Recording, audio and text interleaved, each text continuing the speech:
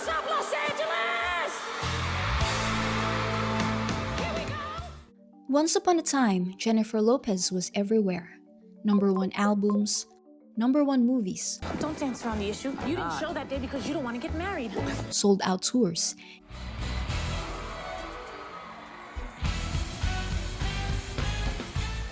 even a dress so famous it helped invent Google Images.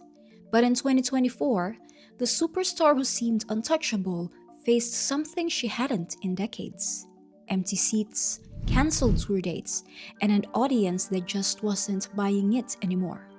So, how did a woman who defined an era of pop culture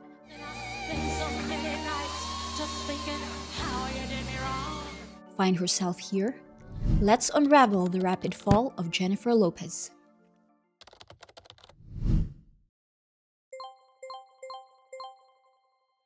Jenny from the block didn't start at the top. In the early 1990s, she was just a fly girl dancer on In Living Color.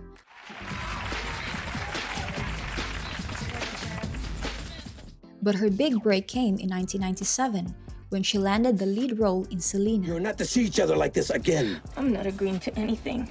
Okay, you can't tell me who I can and can't. Selena, you wait! You're gonna ruin your career. The film was a critical success, and Lopez earned a Golden Globe nomination for Best Actress, unheard of for a Latina newcomer. Then came the music. In 1999, she released her debut album On the Six. Its lead single, If You Had My Love, shot straight to #1 on the Billboard Hot 100. Suddenly, Lopez wasn't just an actress. She was a chart-topping singer too. By the end of the 90s, she'd reinvented herself as a true multi-hyphenate: actress, pop star, and soon a brand. But the real explosion of J.Lo mania was just around the corner.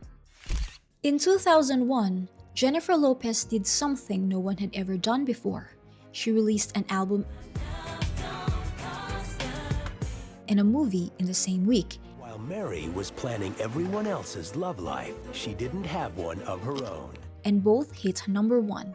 The Wedding Planner topped the box office, and her album J.Lo debuted at #1 on the music charts. Her romantic comedies like Made in Manhattan made millions, and her first fragrance, Glow by J.Lo, didn't just sell. It launched the billion-dollar wave of celebrity perfumes. But success came at a cost. The media was obsessed with her relationship with Ben Affleck. Paparazzi stalked her every move, and stories about her diva behavior began to spread.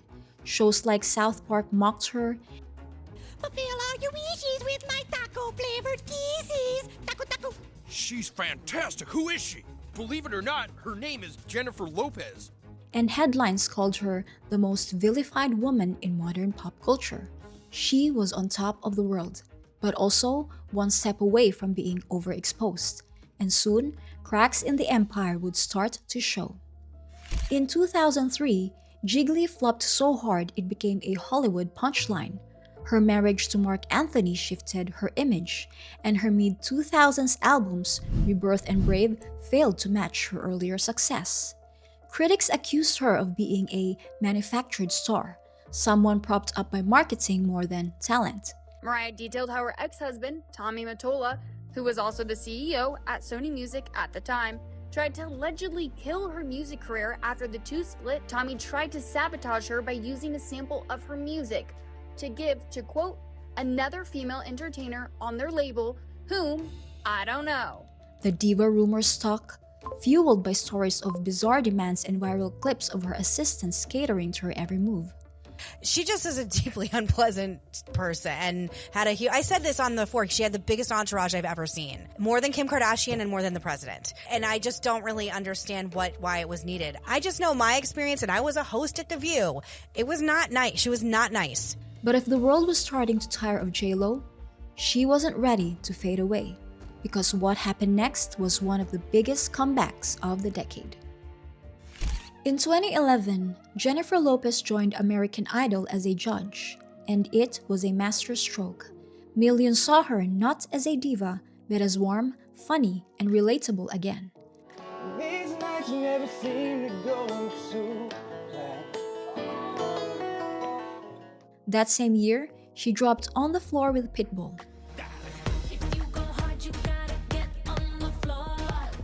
The song didn't just hit, it became her biggest global smash, selling over 8 million copies and topping charts in more than 18 countries.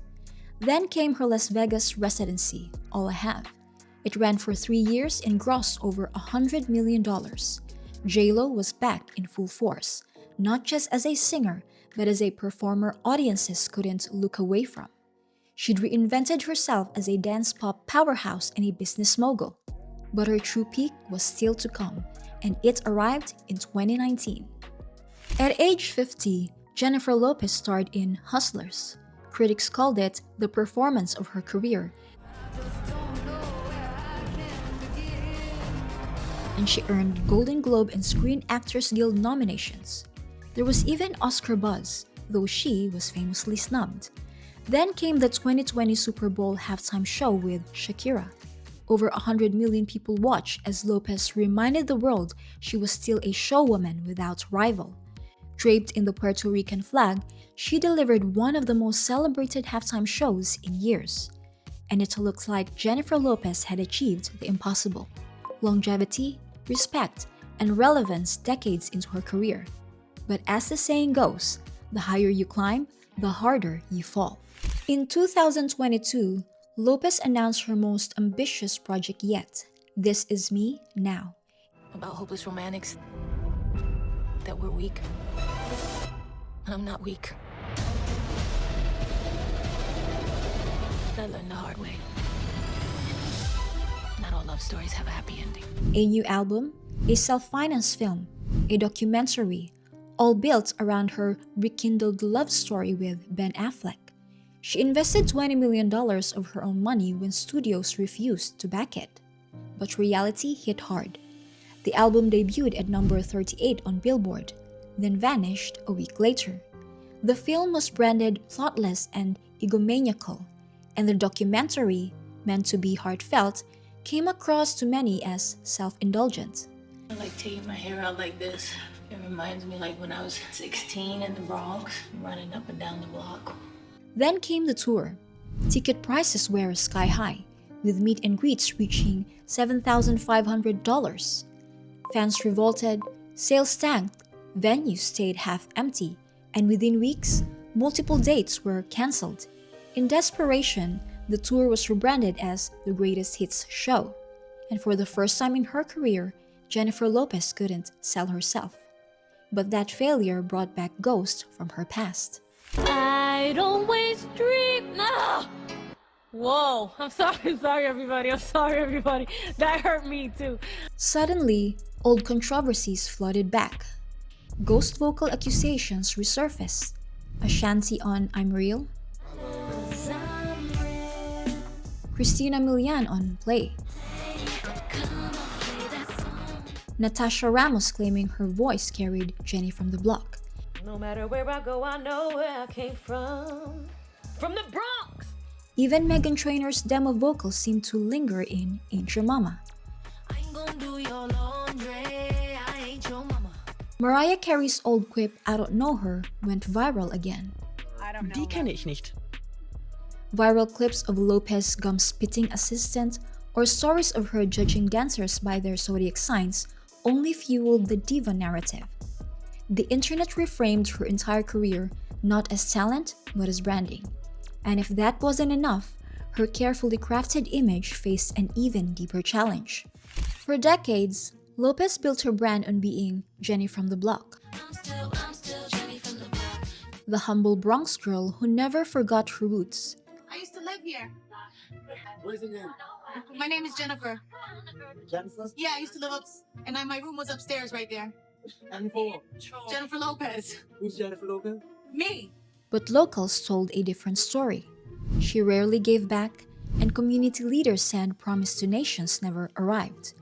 Compared to artists like Cardi B, Lopez Bronx connection looked more like marketing than authenticity. What would you say is the biggest impact that New York has had on you? It's made me who I am. And what was your go-to order at the bodega? A ham and cheese on a roll with an orange drink, if you know, you know, and a small bag of chips. Then, her personal life unraveled. After heavily promoting her rekindled love story with Ben Affleck, the fairy tale marriage reportedly fell apart just 2 years later. The very narrative she had used to sell her comeback collapsed in real life. And that left one final question hanging in the air.